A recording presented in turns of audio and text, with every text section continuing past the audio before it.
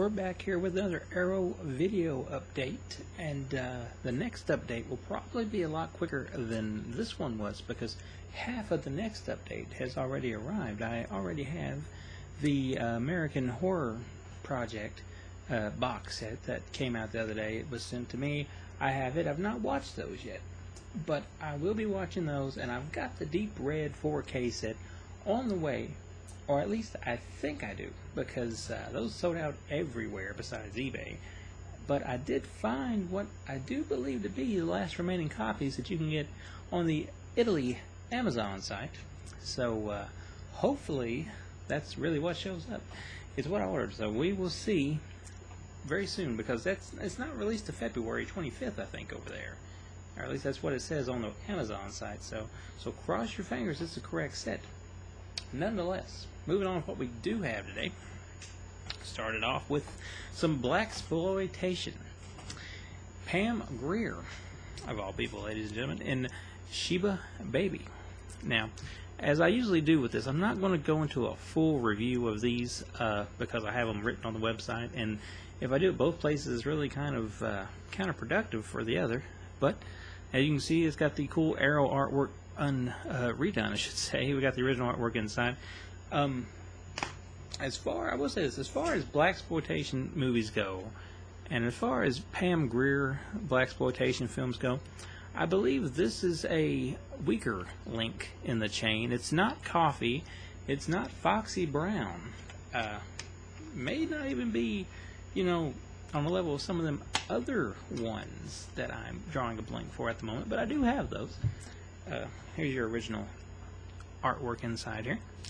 I ain't going to slide it out, but you can see what it is.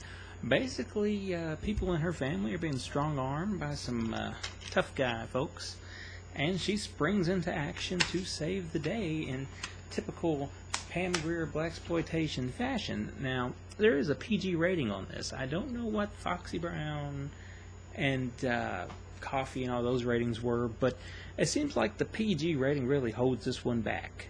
There's no Pam Grier nudity, no F-bombs, so it's a watered down Pam Grier blaxploitation flick, if you will. But it is entertaining enough. Not my favorite, so that's why I want to go ahead and get this one out there first. Wasn't my favorite, but it still has its merits, and it's still fun. There's some cool characters in there she interacts with, but this one comes to you with a Blu-ray and a DVD, obviously. Original mono audio uncompressed PCM on the Blu-ray. Optional English subtitles for the deaf and hard of hearing. Audio commentary with screenwriter David Sheldon, moderated by critic Nathaniel Thompson. Audio commentary by Patty Breen, webmaster of WilliamGredler.com. Sheldon Baby, a brand new interview with David Sheldon. Pam Grier, the AIP years, a look over the wonderful years of blaxploitation queen with the film historian Chris Pokalagi. Not good with names here, so bear with me. Trailer gallery featuring Grier, publicity images, and lobby cards, and of course the beautiful artwork. So that right there is still a solid release, even though it's not necessarily a movie I particularly care for. Moving along, we've got the Nikkatsu Diamond Guys. Now, this was a limited to 3,000 copy release. Basically, the three gentlemen you see here on the cover, if I can get the glare out of here, these were the three guys picked to kind of run with the banner there and be the next century's faces of the Nikkatsu brand. And you have here three, very different movies. I mean, they're similar, but they're different, if you can get what I'm saying. The first movie you get, it's been a while since I watched these, so let me find the name. The first film you get, I'm totally lost on this right now. Let me open it. Maybe that'll work. There's the Diamond Guys, the disc 1, disc 2, and disc 3. And there is the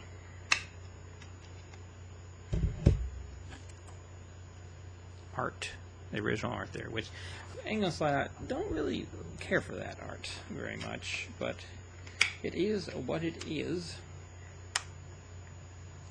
And I can get this on here now. And I look here because, doggone it, I should know what the names of these movies are.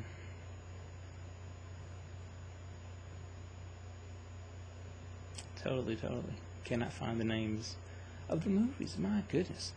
Okay, let me explain to you what the movies are about here, since I can't find the names on the back of the box, which is totally odd that I can't find this. We know the last one's called The Gambling Guitarist. We know that's the last one. Red Pier? Is it Red Pier? Totally botched this review. Either way. The first story is about a young lady who is working the operating system at the phone operation station, or whatever you want to call that. It's pretty old school, a little bit before my time.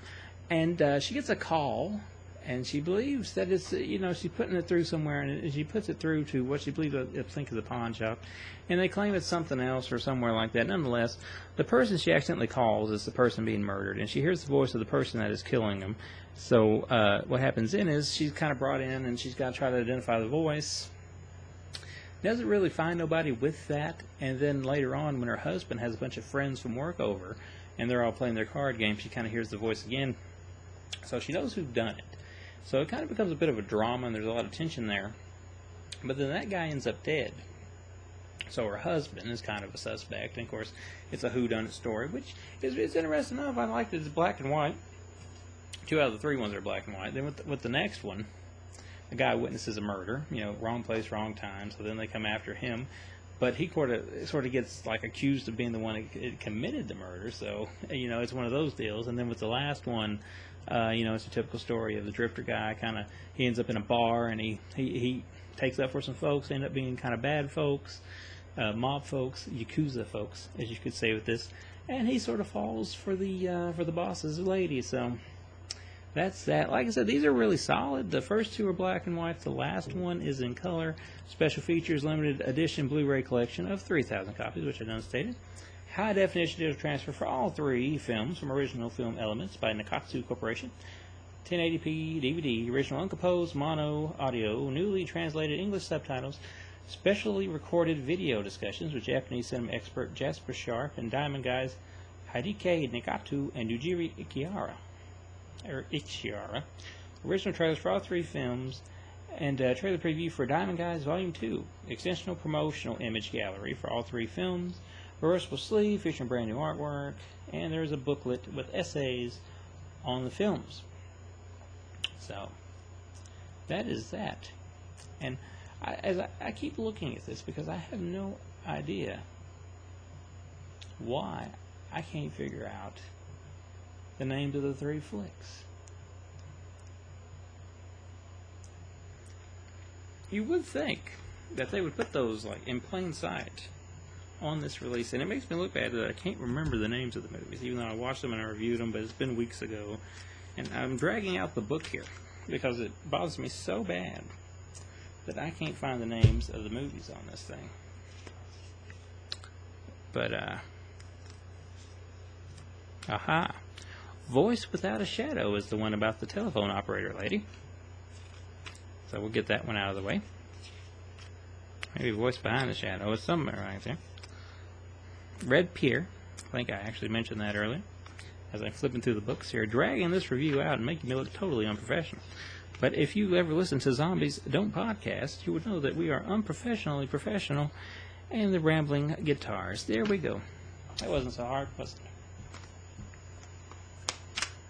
I can feel you clicking the dislike button right now as we speak. That's okay. Moving along to something I do know a lot about. What have you done to Solange?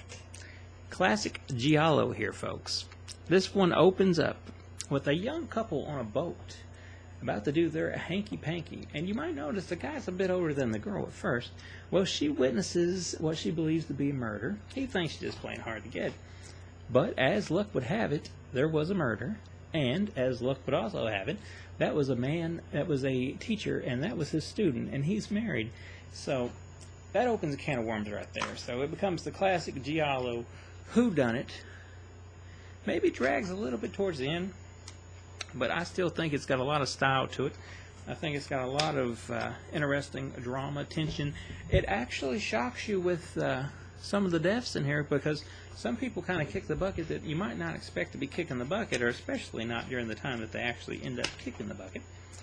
There is, of course, the big thing at the end there, where you're just like, well, maybe I should have seen who that guy was, or that gal was, who committed the murder. It's thrown in a couple directions, and you think you've got it figured out, and then you kind of get shocked that it's some other way, but nonetheless, very solid. I first seen this thing years ago, and I would just say that the actual transfer on this one, which it should, it's HD, blows that old DVD version away. If you have the old DVD version or know what I'm talking about, I can't remember who released it, but this is way good of an upgrade. Of course, like the thing was, when you first watch this, a lot, it's called "What Have You Done to Solange?" So the movie is well into its runtime before we actually figure out who is Solange and what they even done to the person. So it stars Camille Keaton, which is always a good thing, minus any awkward interactions I may have had with the lady at a Full Moon Nashville Horror Convention one time. But this Blu-ray comes with a 2K restoration of the film from the original camera negative, high definition Blu-ray 1080p standard DVD, original Italian and English soundtracks with the Mono 1.0, newly translated English subtitles for the Italian soundtrack, optional English subtitles for the deaf and hard of hearing for the English soundtrack, brand new audio commentary with critic Alan Jones and Kim Newman. What Have You Done to Decency? A conversation with Karen Ball. The actress shares her thoughts on Dallamano's classic Giallo in the brand new interview. First Action Hero, newly edited 2006 interview with actor and former stuntman Fabio Teste, including a look at his role in Solange. Old School producer, newly edited 2006 interview with producer Fulvio Luciano. Innocence Lost, Solange and the Schoolgirls Piero trilogy. A brand new visual essay by Michael McKenzie exploring the themes of Solange and its two semi-sequels, original theatrical trailer, reversible artwork. It's a loaded Blu-ray from Arrow, ladies and gentlemen. And this is what I like about Arrow, because it seems like these days, even if it's not that great of a release, which I think this one is very good, they still go out of their way to pack the disc with a lot of stuff. So they're not halfway doing anything over at Arrow, and I say that because I mean it, not because they're sending me stuff to review. You can trust me on that. You can go look at my review of Sheba Baby if you think I'm just pandering. And we move along to something I do really like. First time watch. Shio Guguji? Am I close? I don't know. Pray for Death. Yes. It's like Revenge of the Ninja, sort of. And it's sort of not like Revenge of the Ninja. It's just my hard thing with this movie is trying to figure out if I like this or if I like Revenge of the Ninja better. It's in that same ballpark. Nonetheless, our hero, Shio Kaguchi, we'll settle for that.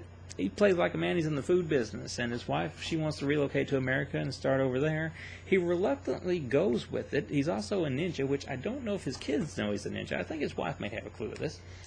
He's got a questionable past, he's kind of running from his past. He goes to America, and they open the food place, but they end up being in the wrong place at the wrong time as a diamond necklace of sorts, or a necklace of importance, comes up missing, and the mob folks think he's got something to do with it. So it becomes a one-upsman game with him and the mob guy on who can do what to the other one the worst. And just when you think you ain't got enough reasons to hate the mob guys, they all go and do other stuff and make you hate them even more, which is even more awesome when our friend here dons the ninja outfit and decides it's time for vengeance. So it's that kind of a movie. Really good. I give it a 4 out of 5. That's how much I like this. And I remember as a kid this thing sitting in the old VHS rental place, for you kids that may not remember those. And I remember the cover, the old cover, and I never did rent it, but I kind of wish I had it because I really enjoyed it now, and I know I would have enjoyed it even more so. I'd probably been a 5 out of 5, or 5 out of 5 I should say, if I had seen it back then as the original cover. Like I said, it's a lot like Revenge of the Ninja in that same category. This, Revenge of the Ninja, and Rage of Honor, which is also coming from Arrow, would make a really good triple feature, I do believe. High definition Blu-ray 1080p presentation, brand new digital transfer of the unrated and R-rated versions. There is no subtitles on the R-rated versions, by the way, in case you are hard of hearing. But why would you watch that anyway when the unrated version's here? Now, I will say this: the transfer looks great in general, but the unrated stuff is lesser quality than the other, which maybe you expect that, maybe you don't. I don't know. I don't think it hurts anything, but it is like that. Show and Tell, Birth of a Ninja, Part 1. An exclusive interview with Sho Koguchi, or Gosuji. I've lost my place here. In which the star discusses the early stages of his film career leading up to this role in Pray for Death. And then we got the Shoguji on martial arts forums, an archive interview with Koguchi. They're going to make me say that name a million times here, including footage of his ninja demonstrations from 1985's New York premiere of Pray for Death. Trailer gallery, Enter the Ninja, Revenge of the Ninja, Pray for Death, and Rage of Honor, reversible artwork. So this, ladies and gentlemen, if you are really, really, really into ninja flicks, ninja revenge flicks with a lot of action and some pretty good gore, I'd definitely pick that up. Almost my pick of the litter here. That would almost be the one that I would say get if you don't get nothing else, if it wasn't for the long-awaited, much anticipated release of The Mutilator. Old school slasher goodness here. A film that gets by mostly on reputation alone, and let me tell you, the reputation far exceeds the actual film, but it doesn't matter because The Mutilator is so awesome anyway, you don't care. If you've never seen this, if you don't know the story about this movie was available just on, like, I think a UK DVD that might have been a VHS rep, and old VHS tapes here in the States for years and years. And at one time, Code Red was supposed to put this baby out, and they never could find the negatives until now. Which, for one, the conspiracy theorist in me makes me wonder if our good friend here, the director of this film, Buddy Cooper, I should know that by heart by now, if he didn't maybe hide those negatives until the contract expired, just so he didn't have to deal with the Code Red guy. It makes me wonder that. And if you are familiar with some of the Code Red antics, you might understand that. But nonetheless, here it is. Here it doggone is, in a DVD and a Blu-ray with a real nice slipcase. Gotta love the slipcase. And before I get into this, let me tell you a little bit about the story here. So basically, the movie opens up, and there's this boy, and it's his dad's birthday, and the mom's doing the cake for the dad, and he's going to clean his dad's guns. Well, unfortunately, the gun goes off, killing the mom.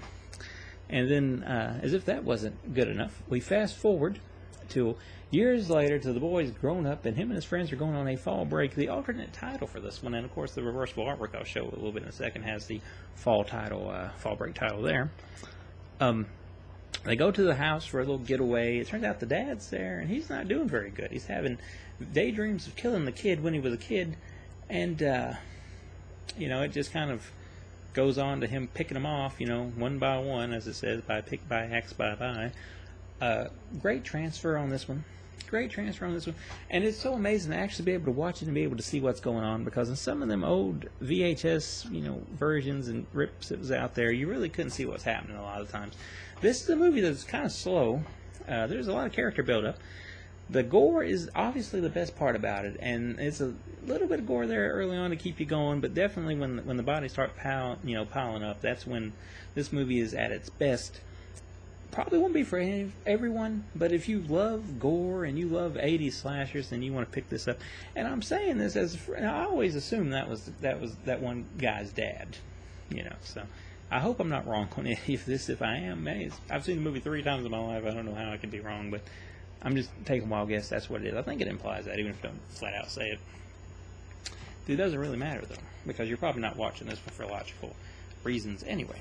But there's our neat little slipcase, just like Blood Rage, just like Contamination.